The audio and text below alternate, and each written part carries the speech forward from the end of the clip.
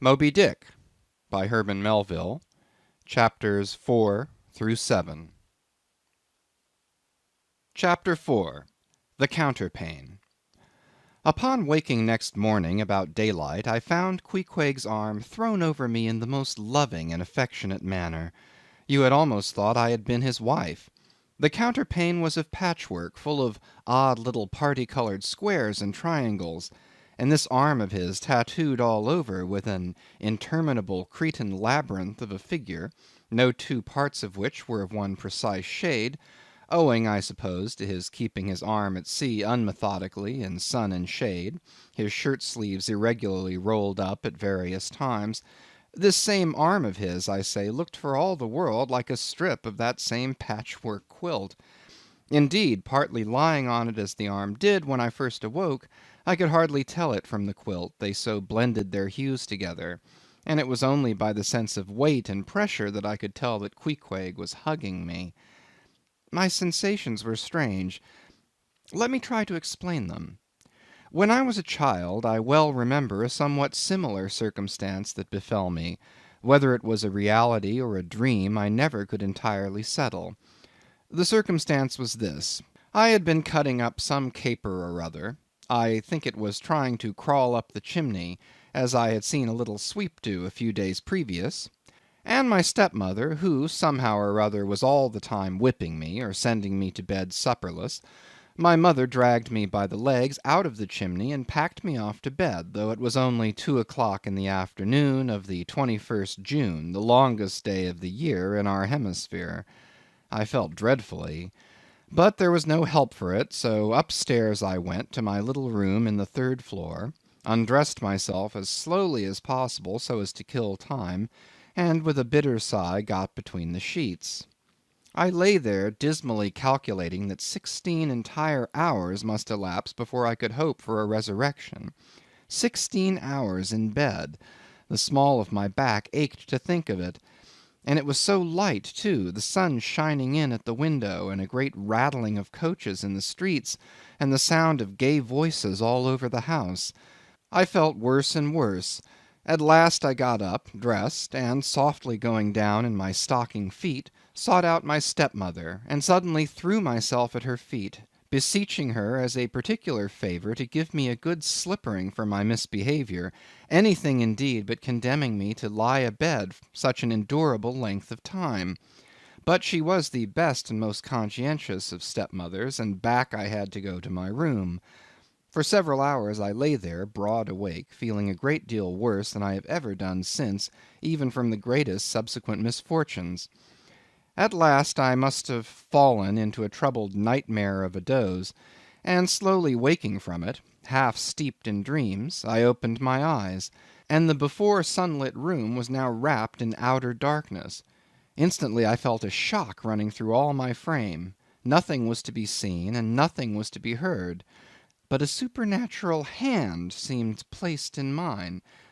My arm hung over the counterpane, and the nameless, unimaginable, silent form or phantom to which the hand belonged seemed closely seated by my bedside. For what seemed ages piled on ages, I lay there, frozen with the most awful fears, not daring to drag away my hand, yet ever thinking that if I could but stir it 1 single inch, the horrid spell would be broken. I knew not how this consciousness at last glided away from me, but waking in the morning, I shudderingly remembered it all, and for days and weeks and months afterwards, I lost myself in confounding attempts to explain the mystery.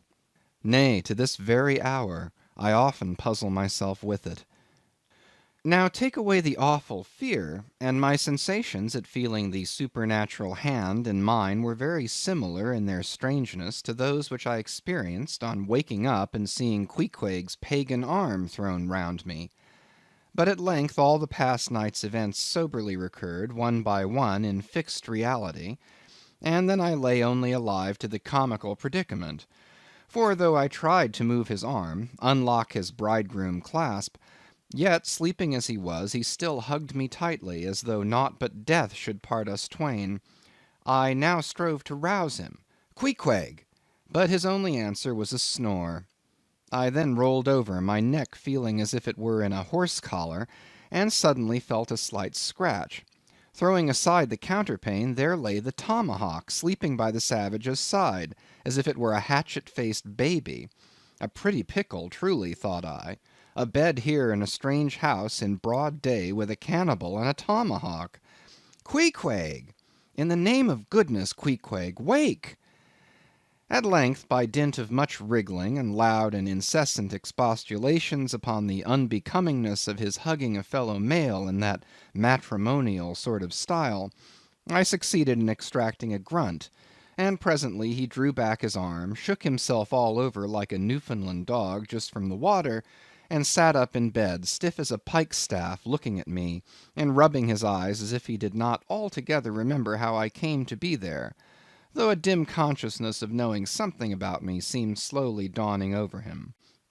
Meanwhile I lay quietly eyeing him, having no serious misgivings now, and bent upon narrowly observing so curious a creature. When at last his mind seemed made up touching the character of his bedfellow, and he became, as it were, reconciled to the fact, he jumped out upon the floor, and by certain signs and sounds gave me to understand that, if it pleased me, he would dress first, and then leave me to dress afterward, leaving the whole apartment to myself. Thinks I, Queequeg, under the circumstances this is a very civilized overture. But the truth is, these savages have an innate sense of delicacy, say what you will. It is marvelous how essentially polite they are. I pay this particular compliment to Queequeg because he treated me with so much civility and consideration, while I was guilty of great rudeness, staring at him from the bed, and watching all of his toilette motions, for the time my curiosity getting the better of my breeding. Nevertheless, a man like Queequeg you don't see every day. He and his ways were well worth unusual regarding. He commenced dressing at top by donning his beaver hat, a very tall one, by the by, and then, still minus his trousers, he hunted up his boots.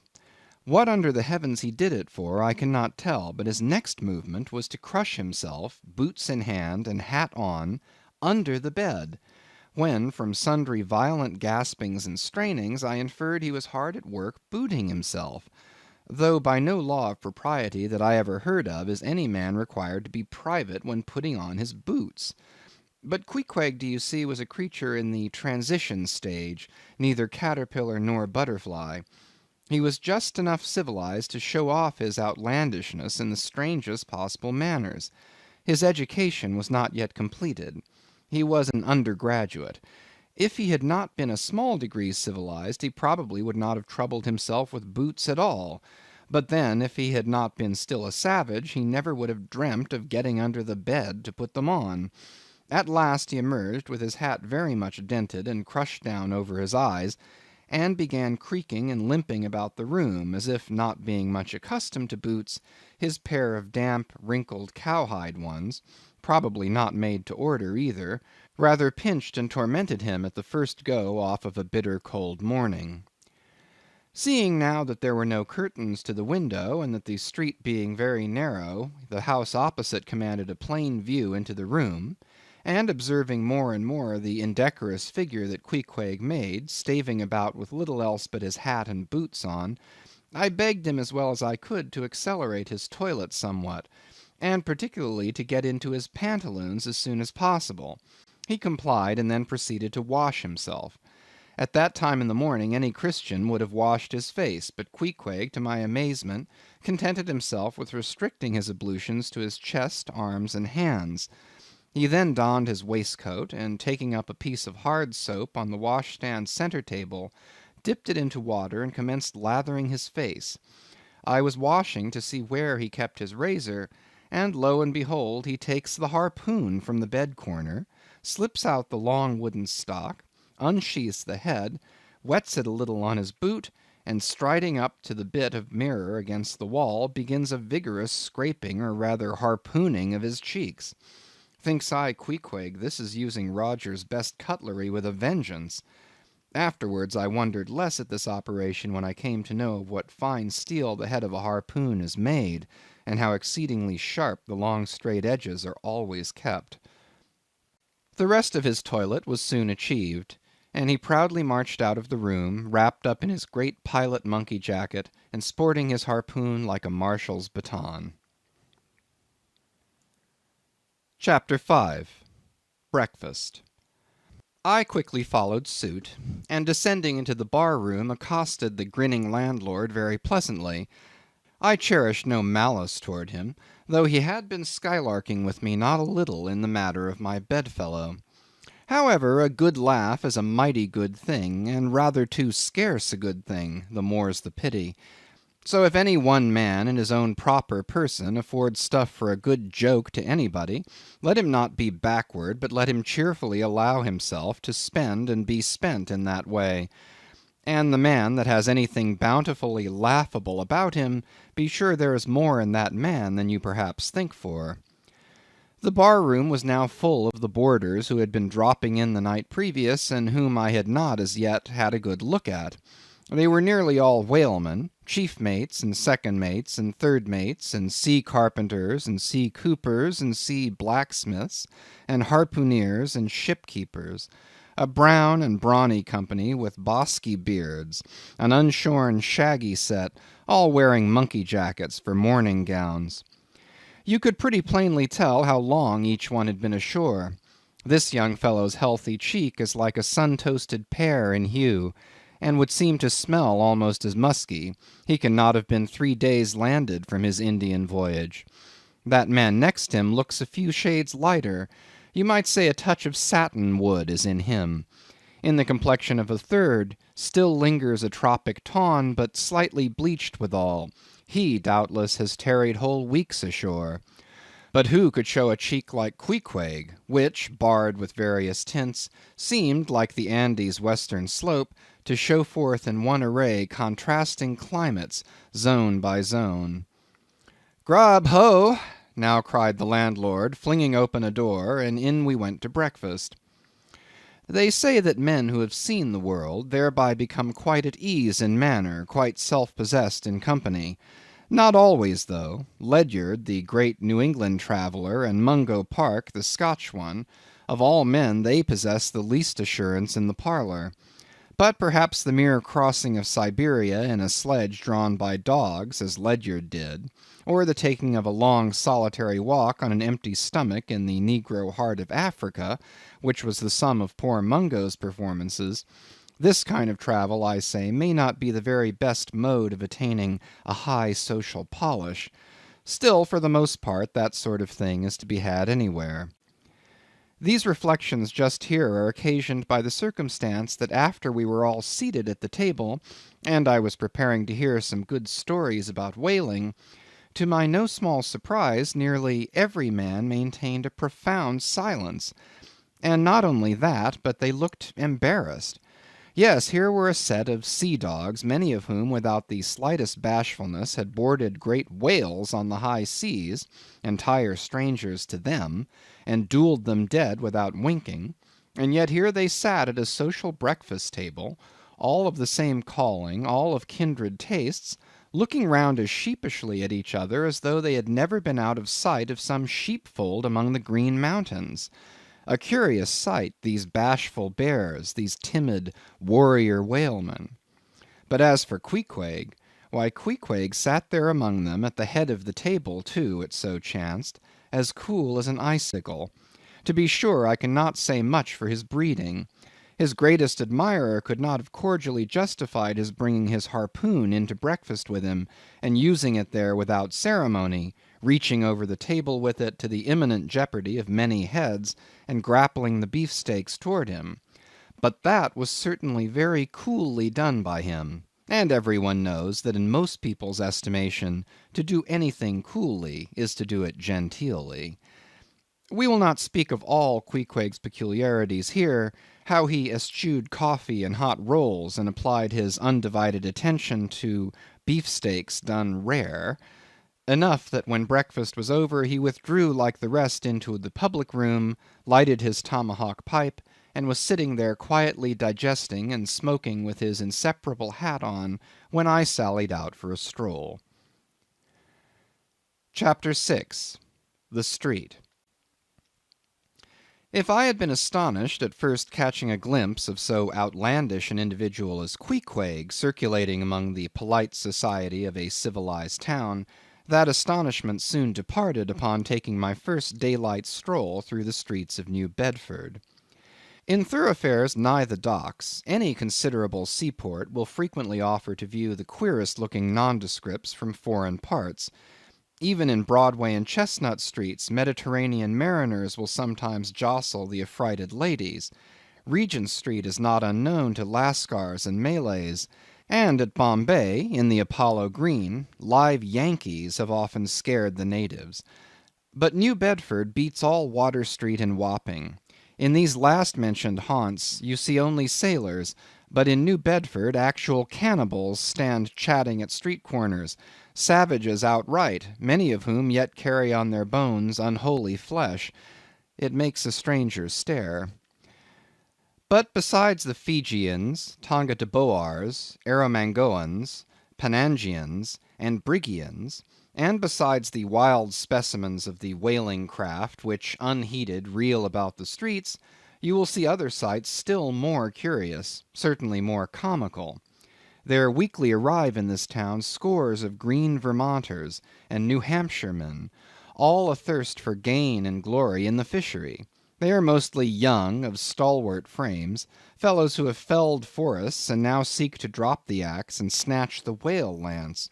Many are as green as the green mountains whence they came. In some things you would think them but a few hours old. Look there, that chap strutting round the corner. He wears a beaver hat and swallow-tailed coat, girdled with a sailor belt and sheath knife. Here comes another with a southwester and a bombazine cloak.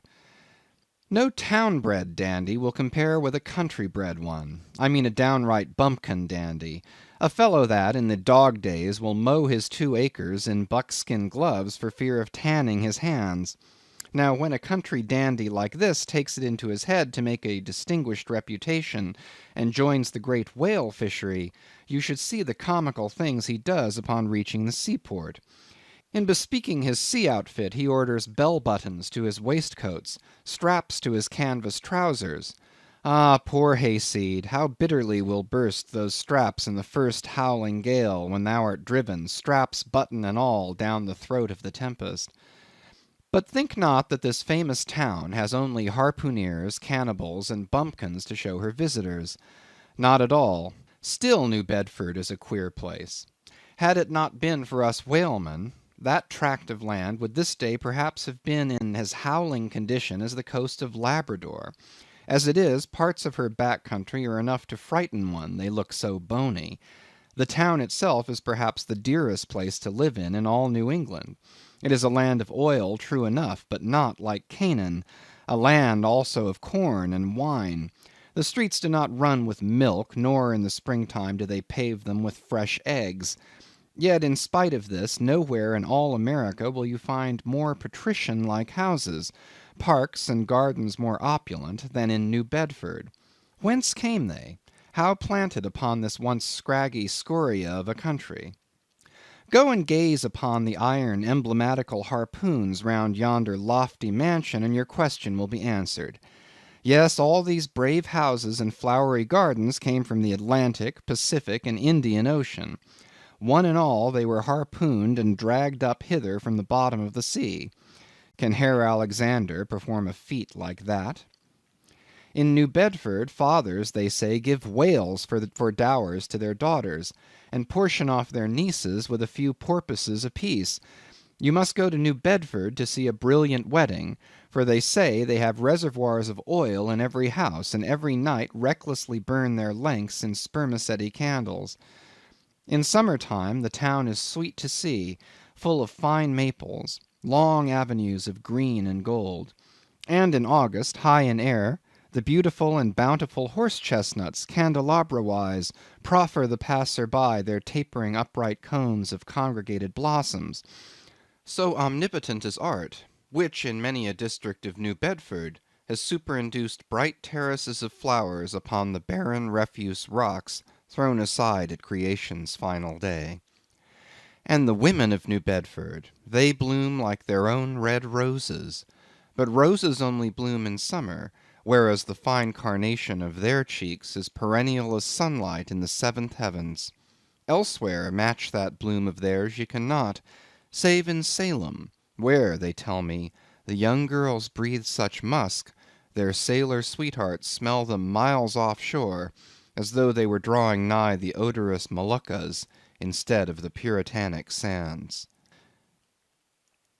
Chapter 7. The Chapel. In this same New Bedford there stands a whaleman's chapel, and few are the moody fishermen shortly bound for the Indian Ocean or Pacific who fail to make a Sunday visit to the spot. I am sure that I did not. Returning from my first morning's stroll, I again sallied out upon this special errand. The sky had changed from clear, sunny cold to driving sleet and mist.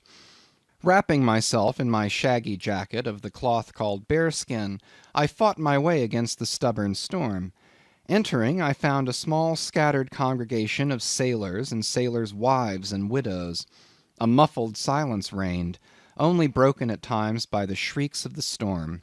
Each silent worshipper seemed purposely sitting apart from the other, as if each silent grief were insular and incommunicable.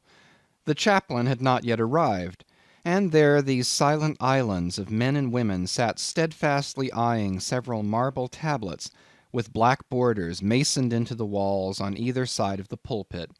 3 of them ran something like the following, but I do not pretend to quote. Sacred to the memory of John Talbot, who at the age of 18 was lost overboard near the Isle of Desolation off Patagonia, November 1st, 1836. This tablet is erected to his memory by his sister. Sacred to the memory of Robert Long, Willis Ellery, Nathan Coleman, Walter Canny, Seth Macy, and Samuel Gleig, forming one of the boat's crews of the ship Eliza, who were towed out of sight by a whale on the offshore ground in the Pacific, December 31st, 1839. This marble is here placed by their surviving shipmates. Sacred to the memory of the late Captain Ezekiel Hardy, who, in the bows of his boat, was killed by a sperm whale on the coast of Japan, August 3rd, 1833. This tablet is erected to his memory by his widow. Shaking off the sleet from my ice-glazed hat and jacket, I seated myself near the door, and turning sideways was surprised to see Queequeg near me. Affected by the solemnity of the scene, there was a wondering gaze of incredulous curiosity in his countenance. This savage was the only person present who seemed to notice my entrance, because he was the only one who could not read, and therefore was not reading those frigid inscriptions on the wall. Whether any of the relatives of the seamen whose names appeared there were now among the congregation, I knew not. But so many are the unrecorded accidents in the fishery, and so plainly did several women present wear the countenance, if not the trappings, of some unceasing grief, that I feel sure that here before me were assembled those, in whose unhealing hearts the sight of those bleak tablets sympathetically caused the old wounds to bleed afresh. Oh, ye whose dead lie buried beneath the green grass, who, standing among flowers, can say, Here, here lies my beloved, you know not the desolation that broods in bosoms like these. What bitter blanks in those black-bordered marbles which cover no ashes! What despair in those immovable inscriptions! What deadly voids and unbidden infidelities in the lines that seem to gnaw upon all faith, and refuse resurrections to the beings who have placelessly perished without a grave! As well might those tablets stand in the cave of Elephanta as here.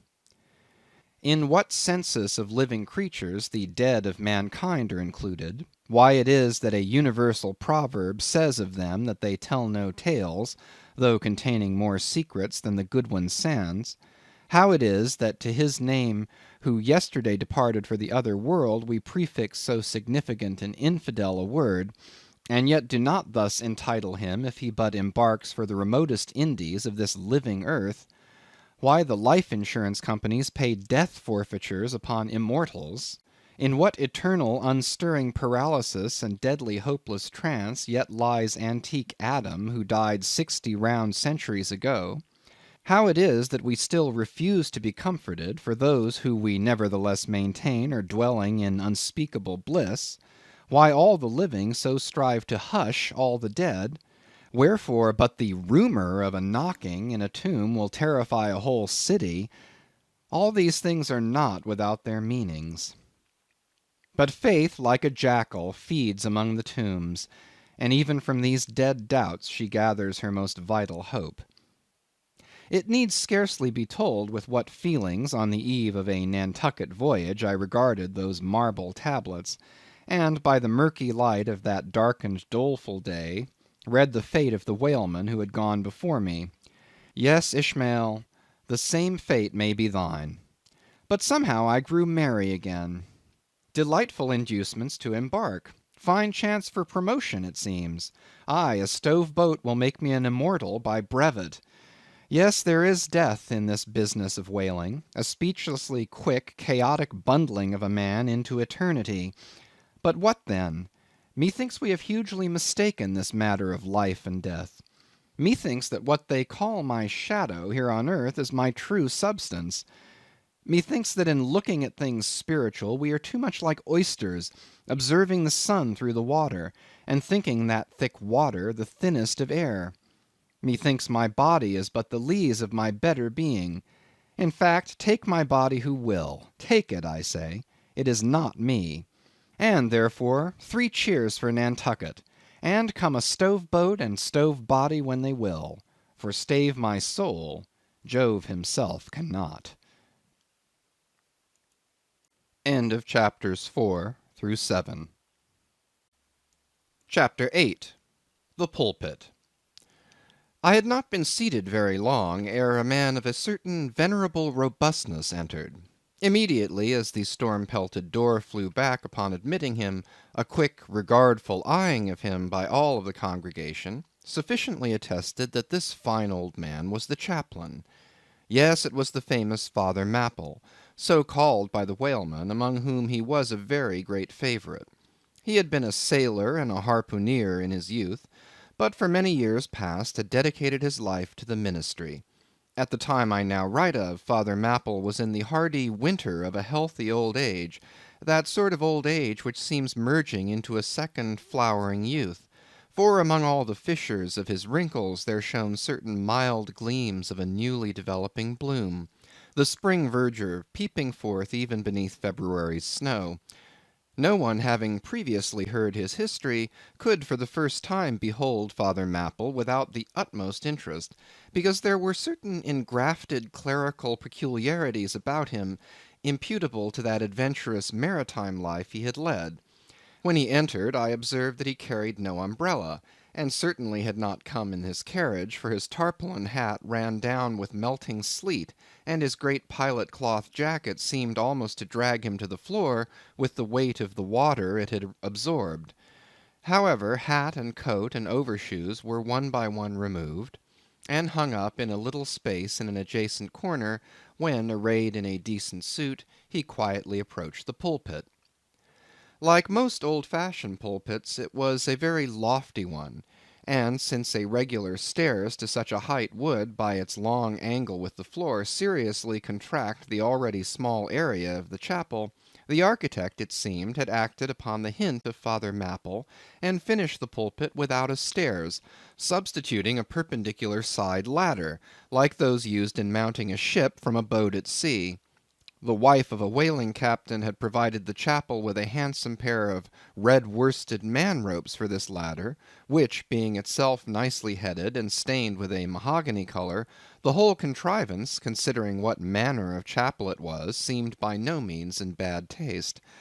Halting for an instant at the foot of the ladder, and with both hands grasping the ornamental knobs of the man-ropes, Father Mapple cast a look upwards, and then with a truly sailor-like but still reverential dexterity, hand over hand, mounted the steps as if ascending the main-top of his vessel.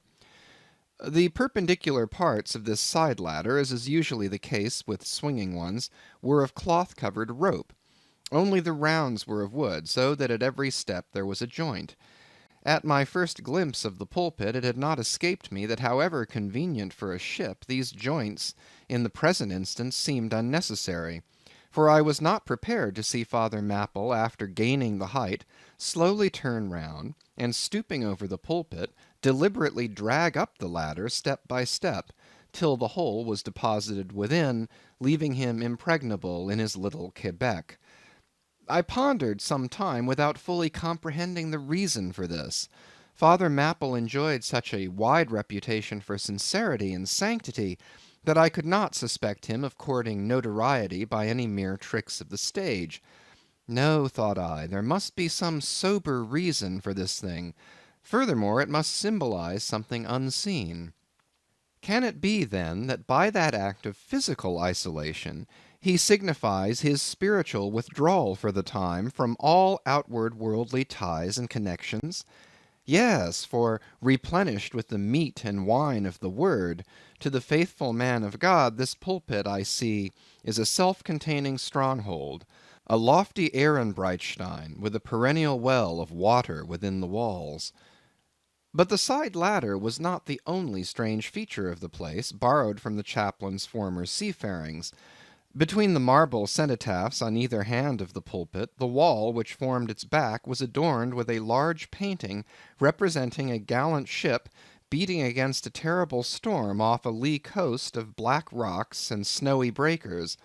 But high above the flying scud and dark rolling clouds there floated a little isle of sunlight, from which beamed forth an angel's face, and this bright face shed a distinct spot of radiance upon the ship's tossed deck, something like that silver plate now inserted into the Victory's plank where Nelson fell. Ah, noble ship, the angel seemed to say, beat on, thou noble ship, and bear a hearty helm, for lo, the sun is breaking through, the clouds are rolling off, serenest azure is at hand. Nor was the pulpit itself without a trace of the same sea taste that had achieved the ladder and the picture. Its panelled front was in the likeness of a ship's bluff bows, and the Holy Bible rested on a projecting piece of scroll-work fashioned after a ship's fiddle-headed beak. What could be more full of meaning? For the pulpit is ever this earth's foremost part, all the rest comes in its rear. The pulpit leads the world. From thence it is the storm of God's quick wrath is first descried, and the bow must bear the earliest brunt. From thence it is the God of breezes, fair or foul, is first invoked for favorable winds. Yes, the world's a ship on its passage out, and not a voyage complete, and the pulpit is its prow. Chapter 9. The Sermon. Father Mapple rose, and in a mild voice of unassuming authority, ordered the scattered people to condense. Starboard gangway there, side away to larboard, larboard gangway to starboard, midships, midships. There was a low rumbling of heavy sea boots among the benches, and a still slighter shuffling of women's shoes, and all was quiet again, and every eye on the preacher. He paused a little, then kneeling in the pulpit's bows, folded his large brown hands across his chest, uplifted his closed eyes, and offered a prayer so deeply devout that he seemed kneeling and praying at the bottom of the sea. This ended in prolonged solemn tones like the continual tolling of a bell in a ship that is foundering at sea in a fog. In such tones he commenced reading the following hymn, but changing his manner towards the concluding stanzas, burst forth with appealing exultation and joy. The ribs and terrors of the whale arched over me in dismal gloom, while all God's sunlit waves rolled by and lift me deepening down to doom. I saw the opening maw of hell with endless pains and sorrows there, which none but they that feel can tell. Oh, I was plunging to despair. In black distress I called my God, when I could scarce believe him mine. He bowed his ear to my complaints, no more the whale did me confine. With speed he flew to my relief, as on a radiant dolphin borne. Awful yet bright as lightning shone the face of my deliverer God. My song forever shall record that terrible, that joyful hour. I give the glory to my God. His all the mercy and the power. Nearly all joined in singing this hymn, which swelled high above the howling of the storm. A brief pause ensued. The preacher slowly turned over the leaves of the Bible, and at last, folding his hand down on the proper page, said, "Beloved shipmates, clinch the last verse of the first chapter of Jonah. And God had prepared a great fish to swallow up Jonah. Shipmates, this book, containing only 4 chapters, 4 yarns, is one of the smallest strands in the mighty cable of the Scriptures. Yet what depths of the soul does Jonah's deep sea line sound? What a pregnant lesson to us is this prophet!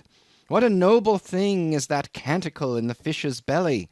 How billow-like and boisterously grand!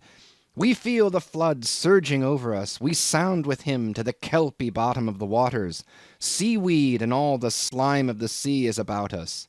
But what is the lesson that this book of Jonah teaches?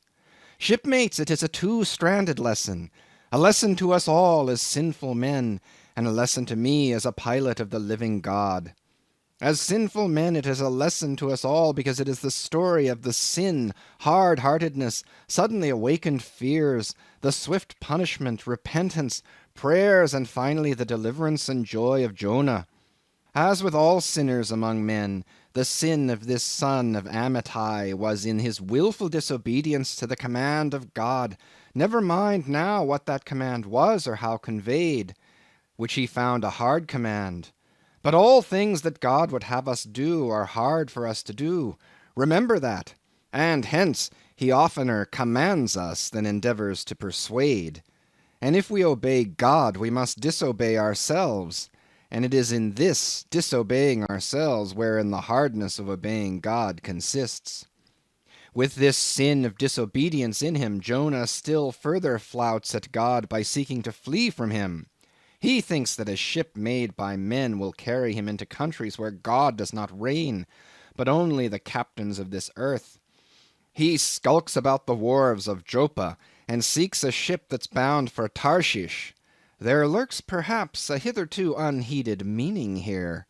By all accounts, Tarshish could have been no other city than the modern Cadiz. That's the opinion of learned men.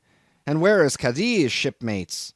Cadiz is in Spain, as far by water from Joppa as Jonah could possibly have sailed in those ancient days, when the Atlantic was an almost unknown sea.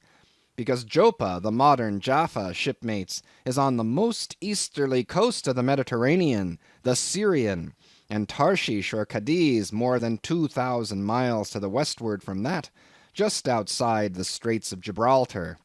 See ye not then, shipmates, that Jonah sought to flee world-wide from God? Miserable man! Oh, most contemptible, and worthy of all scorn!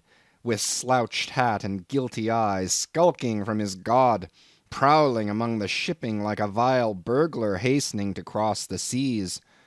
So disordered, self-condemning in his look, that had there been policemen in those days, Jonah, on the mere suspicion of something wrong, had been arrested ere he touched a deck. How plainly he's a fugitive! No baggage, not a hat-box, valise, or carpet-bag. No friends accompany him to the wharf with their adieus. At last, after much dodging search, he finds the Tarshish ship receiving the last items of her cargo, and as he steps on board to see its captain in the cabin, all the sailors, for the moment, desist from hoisting in the goods to mark the stranger's evil eye. Jonah sees this, but in vain he tries to look all ease and confidence. In vain essays his wretched smile. Strong intuitions of the men assure the mariners he can be no innocent. In their gamesome but still serious way, one whispers to the other, "Jack, he's robbed a widow," or "Joe, d'ye mark him, he's a bigamist," or "Harry, lad, I guess he's the adulterer that broke jail in old Gomorrah, or belike one of the missing murderers from Sodom." Another runs to read the bill that's stuck against the spile upon the wharf to which the ship is moored, offering 500 gold coins for the apprehension of a parricide, and containing a description of his person. He reads and looks from Jonah to the bill, while all his sympathetic shipmates now crowd round Jonah, prepared to lay their hands upon him. Frightened Jonah trembles, and summoning all his boldness to his face, only looks so much the more a coward. He will not confess himself suspected, but that itself is strong suspicion. So he makes the best of it, and when the sailors find him not to be the man that is advertised, they let him pass, and he descends into the cabin. "Who's there?" cries the captain at his busy desk, hurriedly making out his papers for the customs. "Who's there?" Oh, how that harmless question mangles Jonah. For the instant he almost turns to flee again, but he rallies. "I seek a passage in this ship to Tarshish. How soon sail ye, sir?" Thus far the busy captain had not looked up to Jonah, though the man now stands before him, but no sooner does he hear that hollow voice than he darts a scrutinizing glance. "We sail with the next coming tide," at last he slowly answered, still intently eyeing him. "No sooner, sir?" "Soon enough for any honest man that goes a passenger." "Ha! Jonah, that's another stab." But he swiftly calls away the captain from the scent. "I'll sail with ye," he says. "The passage money, how much is that? I'll pay now." For it is particularly written, shipmates, as if it were a thing not to be overlooked in this history, that he paid the fare thereof ere the craft did sail. And taken with the context, this is full of meaning. Now Jonah's captain, shipmates, was one whose discernment detects crime in any, but whose cupidity exposes it only in the penniless. In this world, shipmates, sin that pays its way can travel freely, and without a passport, whereas virtue, if a pauper, is stopped at all frontiers. So Jonah's captain prepares to test the length of Jonah's purse, ere he judge him openly. He charges him thrice the usual sum, and it's assented to. Then the captain knows that Jonah is a fugitive, but at the same time resolves to help a flight that paves its rear with gold. Yet when Jonah fairly takes out his purse, prudent suspicion still molests the captain. He rings every coin to find a counterfeit. "Not a forger, anyway," he mutters, and Jonah is put down for his passage. "Point out my stateroom, sir," says Jonah now. "I'm travel weary. I need sleep." "Thou look'st like it," says the captain. "There's thy room." Jonah enters, and would lock the door, but the lock contains no key. Hearing him foolishly fumbling there, the captain laughs slowly to himself, and mutters something about the doors of convicts' cells being never allowed to be locked within. All dressed and dusty as he is, Jonah throws himself into his berth, and finds the little stateroom ceiling almost resting on his forehead. The air is close, and Jonah gasps. Then, in that contracted hole, sunk too beneath the ship's waterline, Jonah feels the heralding presentiment of that stifling hour when the whale shall hold him in the smallest of his bowels' wards. Screwed at its axis against the side, a swinging lamp slightly oscillates in Jonah's room, and the ship heeling over towards the wharf, with the weight of the last bales received, the lamp, flame and all, though in slight motion, still maintains a permanent obliquity with reference to the room, though in truth infallibly straight itself, it but made obvious the false lying levels among which it hung. The lamp alarms and frightens Jonah, as lying in his berth his tormented eyes roll round the place, and this thus far successful fugitive finds no refuge for his restless glance. But that contradiction in the lamp more and more appalls him. The floor, the ceiling, and the side are all awry. "Oh, so my conscience hangs in me," he groans, "straight upwards so it burns, but the chambers of my soul are all in crookedness." Like one who after a night of drunken revelry hies to his bed, still reeling, but with conscience yet pricking him, as the plungings of the Roman racehorse but so much more strike his steel tags into him, as one who in that miserable plight still turns and turns in giddy anguish, praying God for annihilation until the fit be past, and at last amid the whirl of woe he feels a deep stupor steals over him, As over the man who bleeds to death, for conscience is the wound, and there's naught to stanch it, so after sore wrestlings in his birth, Jonah's prodigy of ponderous misery drags him drowning down to sleep. And now the time of tide has come, the ship casts off her cables, and from the deserted wharf the uncheered ship for Tarshish, all careening, glides to sea. That ship, my friends, was the first of recorded smugglers. The contraband was Jonah. But the sea rebels. He will not bear the wicked burden. A dreadful storm comes on. The ship is like to break. But now, when the boatswain calls all hands to lighten her, when boxes, bales, and jars are clattering overboard, when the wind is shrieking and the men are yelling, and every plank thunders with trampling feet right over Jonah's head, in all this raging tumult, Jonah sleeps his hideous sleep. He sees no black sky and raging sea, feels not the reeling timbers, and little hears he or heeds he the far rush of the mighty whale, which even now with open mouth is cleaving the seas after him. Aye, shipmates, Jonah was gone down into the sides of the ship, a berth in the cabin as I have taken it, and was fast asleep. But the frightened master comes to him, and shrieks in his dead ear, "What meanest thou, O sleeper? Arise!" Startled from his lethargy by that direful cry, Jonah staggers to his feet, and stumbling to the deck, grasps a shroud to look out upon the sea. But at that moment he is sprung upon by a panther billow leaping over the bulwarks. Wave after wave thus leaps onto the ship, and finding no speedy vent, runs roaring fore and aft, till the mariners come nigh to drowning while yet afloat. And ever, as the white moon shows her affrighted face from the steep gullies in the blackness overhead, aghast Jonah sees the rearing bowsprit pointing high upward, but soon beat downward again towards the tormented deep. Terrors upon terrors run shouting through his soul. In all his cringing attitudes, the god fugitive is now too plainly known. The sailors mark him. More and more certain grow their suspicions of him, and at last, fully to test the truth, by referring the whole matter to high heaven, they fall to casting lots, to see for whose cause this great tempest was upon him. The lot is Jonah's. That discovered, then how furiously they mob him with their questions. What is thine occupation? Whence comest thou? Thy country? What people? But mark now, shipmates, the behavior of poor Jonah. The eager mariners but ask him who he is and where from, whereas they not only receive an answer to those questions, but likewise another answer to a question not put by them, but the unsolicited answer is forced from Jonah by the hard hand of God that is upon him.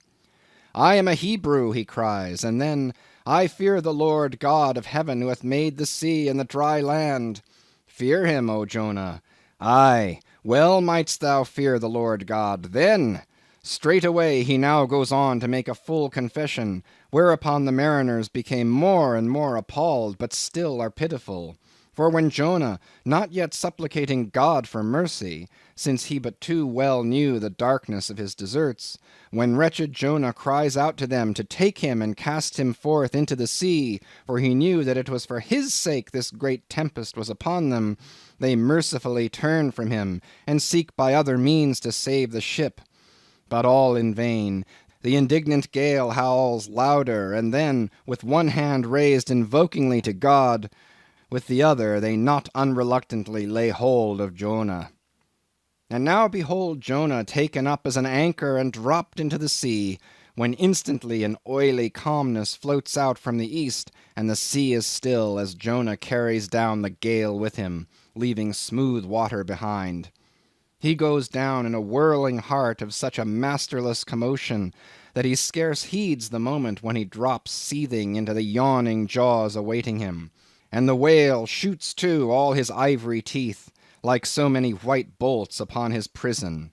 Then Jonah prayed unto the Lord out of the fish's belly. But observe his prayer, and learn a weighty lesson.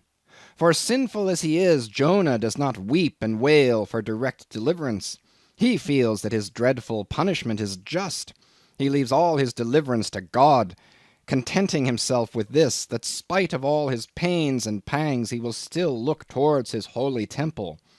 And here, shipmates, is true and faithful repentance, not clamorous for pardon, but grateful for punishment.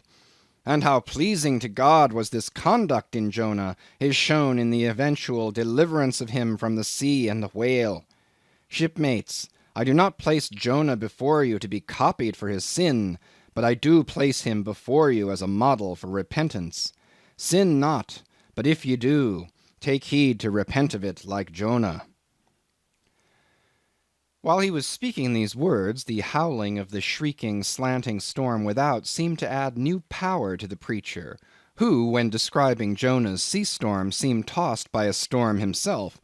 His deep chest heaved as with a groundswell, his tossed arms seemed the warring elements at work, and the thunders that rolled away from off his swarthy brow, and the light leaping from his eye, made all his simple hearers look on him with a quick fear that was strange to them.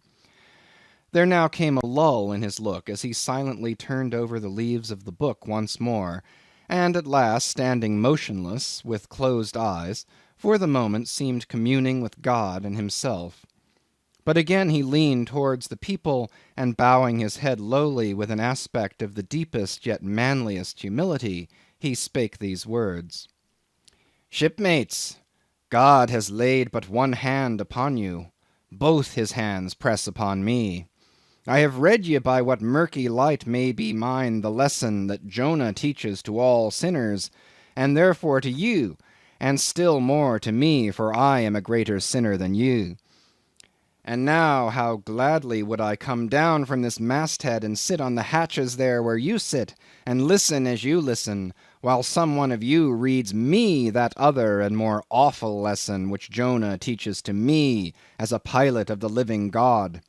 How, being anointed pilot, prophet, or speaker of true things, and bidden by the Lord to sound those unwelcome truths in the ears of a wicked Nineveh, Jonah, appalled at the hostility he should raise, fled from his mission, and sought to escape his duty and his God by taking ship at Joppa. But God is everywhere. Tarshish he never reached. As we have seen, God came upon him in the whale, and swallowed him down to the living gulfs of doom, and with swift slantings tore him along into the midst of the seas, where the eddying depths sucked him 10,000 fathoms down, and the weeds were wrapped about his head, and all the watery world of woe bowled over him. Yet even then, beyond the reach of any plummet, out of the belly of hell, when the whale grounded upon the ocean's utmost bones, even then God heard the engulfed repenting prophet when he cried. Then God spake unto the fish, and from the shuddering cold and blackness of the sea the whale came breaching up towards the warm and pleasant sun, and all the delights of air and earth, and vomited out Jonah upon the dry land, when the word of the Lord came a second time. And Jonah, bruised and beaten, his ears, like two sea-shells, still multitudinously murmuring of the ocean, Jonah did the Almighty's bidding. And what was that, shipmates? To preach the truth to the face of falsehood. That was it. This, shipmates, is the other lesson, and woe to that pilot of the living God who slights it. Woe to him whom this world charms from gospel duty. Woe to him who seeks to pour oil upon the waters when God has brewed them into a gale. Woe to him who seeks to please rather than to appall.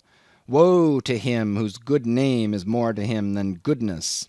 Woe to him who in this world courts not dishonor. Woe to him who would not be true, even though to be false were salvation.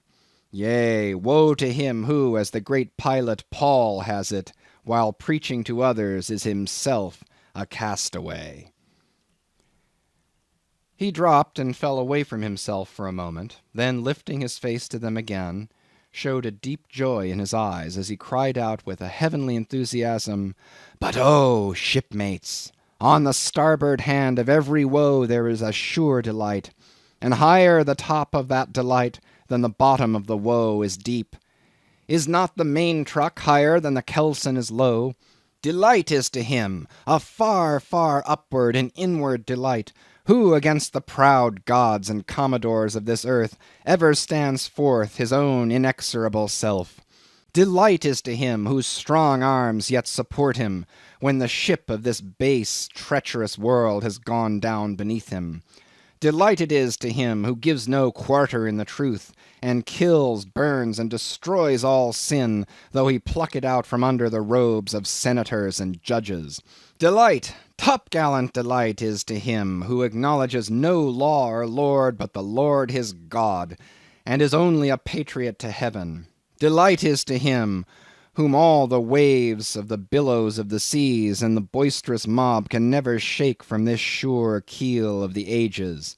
An eternal delight and deliciousness will be his, who, coming to lay him down, can say with his final breath, O Father, chiefly known to me by thy rod, mortal or immortal, here I die.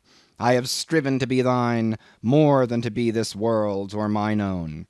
Yet this is nothing. I leave eternity to thee. For what is man that he should live out the lifetime of his God? He said no more, but slowly waving a benediction, covered his face with his hands, and so remained kneeling till all the people had departed, and he was left alone in the place. End of chapters 8 and 9 by Herman Melville, chapters 10 through 12. Chapter 10. A Bosom Friend. Returning to the Spouter Inn from the chapel, I found Queequeg there quite alone, he having left the chapel before the benediction some time. He was sitting on a bench before the fire, with his feet on the stove hearth, and in one hand was holding close to his face that little negro idol of his, peering hard into its face, and with a jackknife gently whittling away at its nose, meanwhile humming to himself in his heathenish way. But being now interrupted, he put up the image, and pretty soon going to the table, took up a large book there, and placing it on his lap, began counting the pages with deliberate regularity, at every 50th page, as I fancied, stopping a moment, looking vacantly around him, and giving utterance to a long-drawn gurgling whistle of astonishment. He would then begin again at the next 50, seeming to commence at the number 1 each time, as though he could not count more than 50, and it was only by such a large number of 50s being found together that his astonishment at the multitude of pages was excited. With much interest I sat watching him. Savage though he was, and hideously marred about the face, at least to my taste, his countenance yet had something in it which was by no means disagreeable. You cannot hide the soul. Through all his unearthly tattooings, I thought I saw the traces of a simple, honest heart, and in his large, deep eyes, fiery black and bold, there seemed tokens of a spirit that would dare 1,000 devils. And besides all this, there was a certain lofty bearing about the pagan, which even his uncouthness could not altogether maim. He looked like a man who had never cringed and had never had a creditor.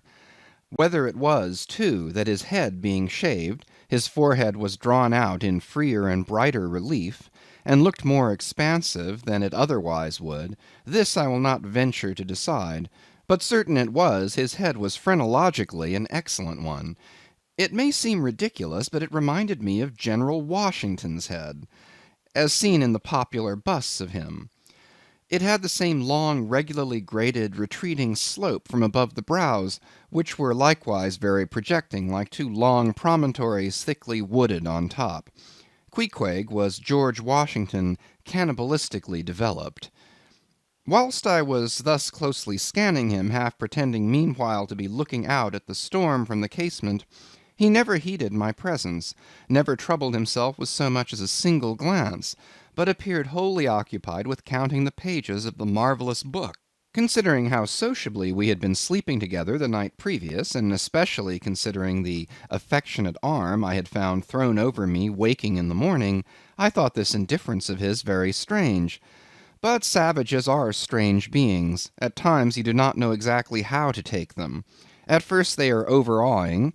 Their calm self-collectedness of simplicity seems a Socratic wisdom. I had noticed also that Queequeg never consorted at all, or but very little, with the other seamen in the inn. He made no advances whatever, appeared to have no desire to enlarge the circle of his acquaintances. All this struck me as mighty singular, yet upon second thoughts there was something almost sublime in it. Here was a man some 20,000 miles from home, by way of Cape Horn, that is, which was the only way he could get there, thrown among people as strange to him as though he were in the planet Jupiter. And yet he seemed entirely at his ease, preserving the utmost serenity, content with his own companionship, always equal to himself. Surely this was a touch of fine philosophy, though no doubt he had never heard there was such a thing as that. But perhaps, to be true philosophers, we mortals should not be conscious of so living or so striving. So soon as I hear that such and such a man gives himself out for a philosopher, I conclude that, like the dyspeptic old woman, he must have broken his digester.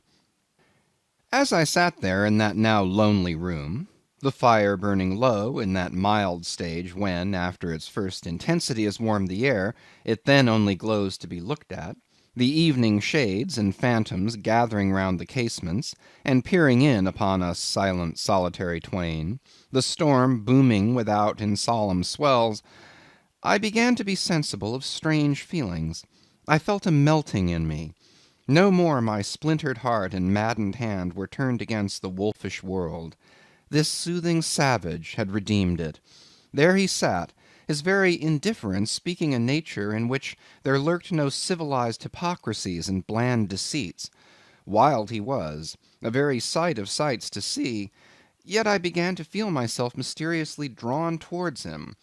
And those same things that would have repelled most others, they were the very magnets that thus drew me. I'll try a pagan friend, thought I, since Christian kindness has proved but hollow courtesy. I drew my bench near him, and made some friendly signs and hints, doing my best to talk with him meanwhile. At first he little noticed these advances, but presently, upon my referring to his last night's hospitalities, he made out to ask me whether we were again to be bedfellows. I told him yes, whereat I thought he looked pleased, perhaps a little complimented.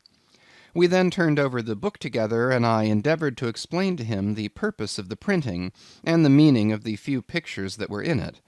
Thus I soon engaged his interest, and from that we went to jabbering the best we could about the various outer sights to be seen in this famous town. Soon I proposed a social smoke, and producing his pouch and tomahawk, he quietly offered me a puff. And then we sat exchanging puffs from that wild pipe of his, and keeping it regularly passing between us. If there yet lurked any ice of indifference toward me in the pagan's breast, this pleasant, genial smoke we had soon thawed it out, and left us cronies. He seemed to take to me quite as naturally and unbiddenly as I to him, and when our smoke was over, he pressed his forehead against mine, clasped me round the waist, and said that henceforth we were married, meaning, in his country's phrase, that we were bosom friends. He would gladly die for me, if the need should be. In a countryman this sudden flame of friendship would have seemed far too premature, a thing to be much distrusted, but in this simple savage those old rules would not apply. After supper and another social chat and smoke, we went to our room together.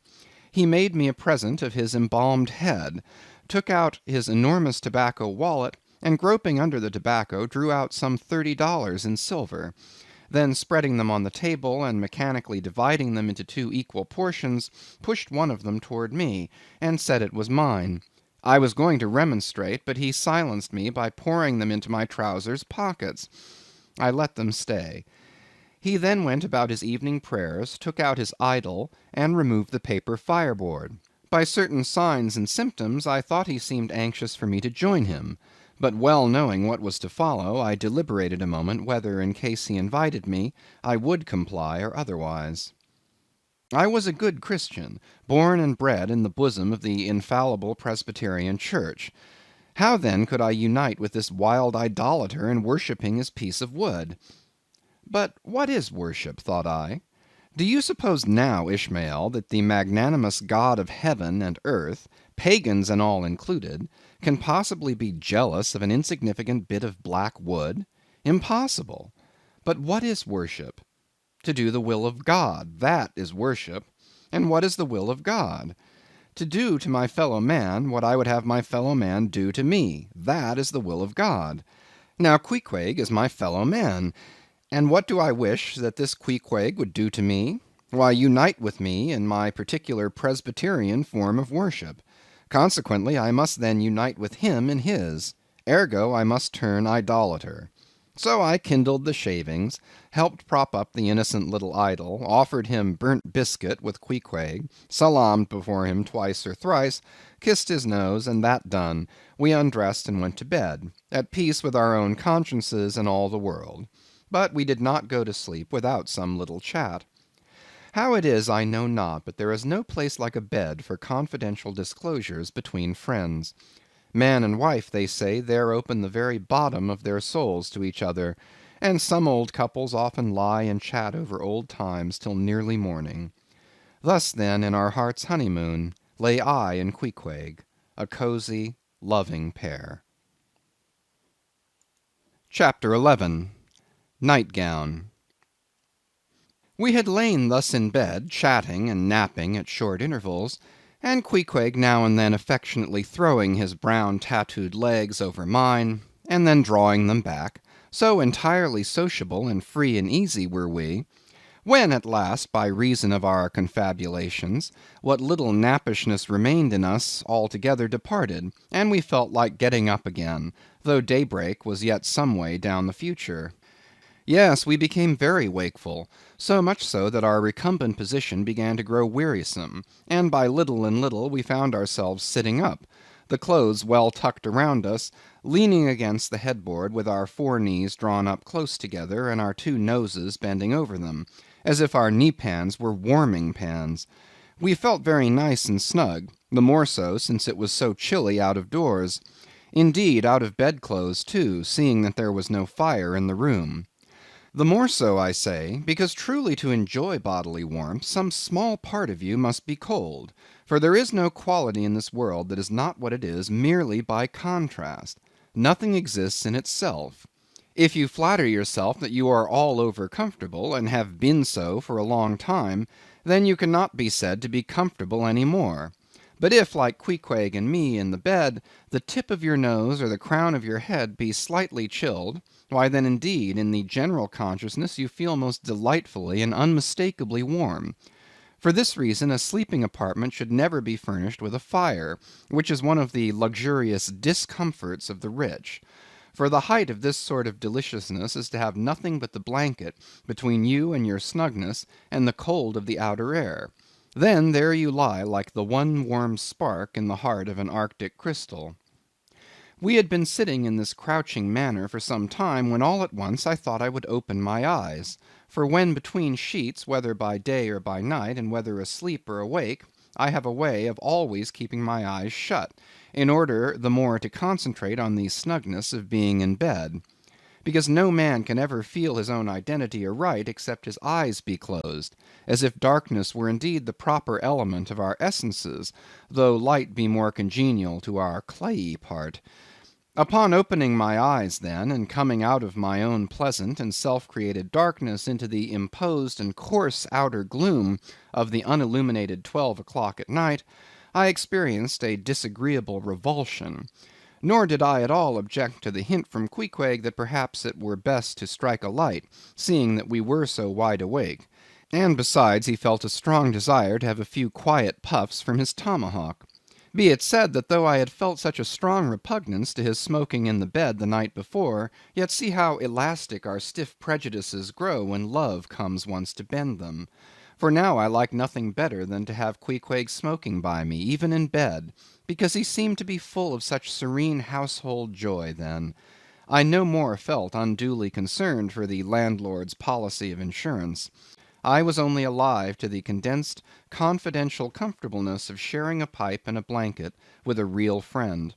With our shaggy jackets drawn about our shoulders, we now passed the tomahawk from one to the other, till slowly there grew over us a blue-hanging tester of smoke, illuminated by the flame of the new-lit lamp. Whether it was that this undulating tester rolled the savage away to far distant scenes, I know not. But he now spoke of his native island. and eager to hear his history, I begged him to go on and tell it. He gladly complied. Though at the time I but ill comprehended not a few of his words, yet subsequent disclosures, when I had become more familiar with his broken phraseology, now enable me to present the whole story, such as it may prove, in the mere skeleton I give. Chapter 12. Biographical. Queequeg was a native of Cocavoco, an island far away to the west and south. It is not down in any map. True places never are.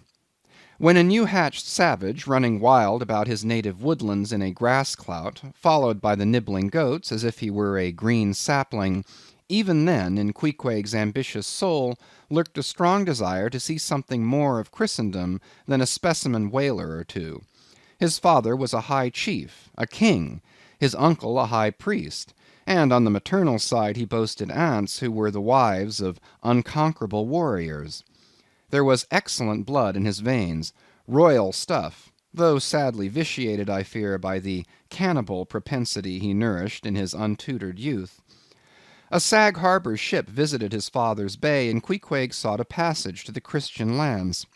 But the ship, having her full complement of seamen, spurned his suit, and not all the king his father's influence could prevail. But Queequeg vowed a vow. Alone in his canoe he paddled off to a distant strait, which he knew the ship must pass through when she quitted the island. On one side was a coral reef, on the other a low tongue of land, covered with mangrove thickets that grew out into the water. Hiding his canoe, still afloat among these thickets, with its prow seaward, he sat down in the stern, paddle low in hand, and when the ship was gliding by, like a flash he darted out, gained her side, and with one backward dash of his foot, capsized and sank the canoe, climbed up the chains, and throwing himself at full length upon the deck, grappled a ringbolt there, and swore not to let go, though hacked in pieces. In vain the captain threatened to throw him overboard, suspended a cutlass over his naked wrists. Queequeg was the son of a king, and Queequeg budged not. Struck by his desperate dauntlessness, and his wild desire to visit Christendom, the captain at last relented, and told him he might make himself at home. But this fine young savage, this sea Prince of Wales, never saw the captain's cabin. They put him down among the sailors, and made a whaleman of him. But like Czar Peter, content to toil in the shipyards of foreign cities, Queequeg disdained no seeming ignominy, if thereby he might happily gain the power of enlightening his untutored countrymen. For at bottom, so he told me, he was actuated by a profound desire to learn among the Christians the arts whereby to make his people still happier than they were, and more than that, still better than they were.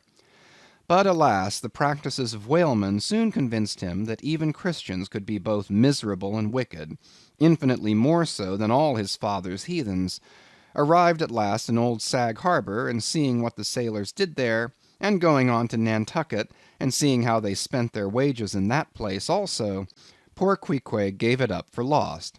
Thought he, it's a wicked world in all meridians. I'll die a pagan. And thus, an old idolater at heart, he yet lived among these Christians, wore their clothes, and tried to talk their gibberish. Hence the queer ways about him, though now some time from home.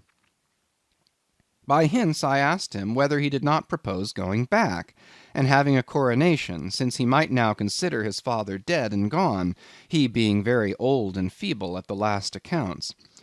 He answered no, not yet, and added that he was fearful Christianity, or rather Christians, had unfitted him for ascending the pure and undefiled throne of 30 pagan kings before him. But by and by, he said, he would return, as soon as he felt himself baptized again. For the nonce, however, he proposed to sail about, and sow his wild oats in all 4 oceans. They had made a harpooner of him, and that barbed iron was in lieu of a scepter now.